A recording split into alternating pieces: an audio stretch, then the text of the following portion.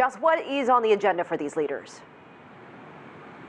Well, the leaders have separate schedules this morning, but the main event comes about 10 hours from now when these two leaders will meet again face to face for the first time in 8 months and eat a meal together. And we'll see if Kim Jong-un and Donald Trump can build on what they started in Singapore. Singapore, a historic handshake, the first summit between a sitting U.S. president and a DPRK leader. A chance to remove nuclear weapons from territory the U.S. military has long considered the most dangerous on Earth. Chairman Kim and I just signed a joint statement in which he reaffirmed his unwavering commitment to complete denuclearization of the Korean Peninsula. But the historic moment produces no agreement on what denuclearization means or how it will be achieved. Still, President Trump tweets, quote, "There is no longer a nuclear threat from North Korea," and suspends joint military exercises with Seoul, which Pyongyang has often called provocative.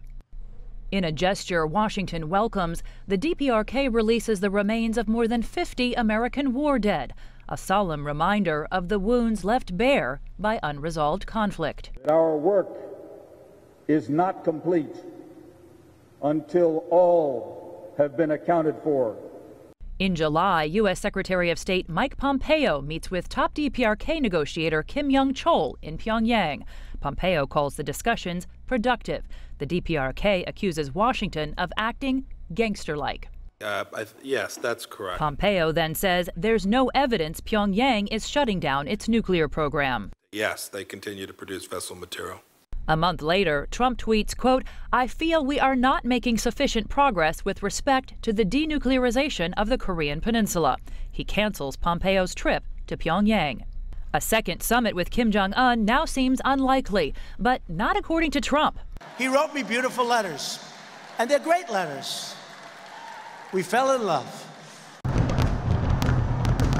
A new year and a new condition. Kim Jong-un demands Washington lift sanctions on Pyongyang for negotiations to continue. If the U.S. does not keep its promises made in front of the whole world and misjudges our patience and insists sanctions and pressures on our republic, we may be left with no choice but to consider a new way to safeguard our sovereignty and interests.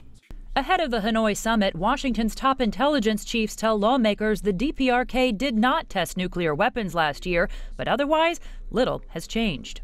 We currently assess that North Korea will seek to retain its WMD capabilities and is unlikely to completely give up its nuclear weapons and production capabilities. Still, administration officials emphasize the potential for progress. President Trump is ready to end this war. It is over. It is done. We are not going to invade North Korea. We are not seeking to topple the North Korean regime.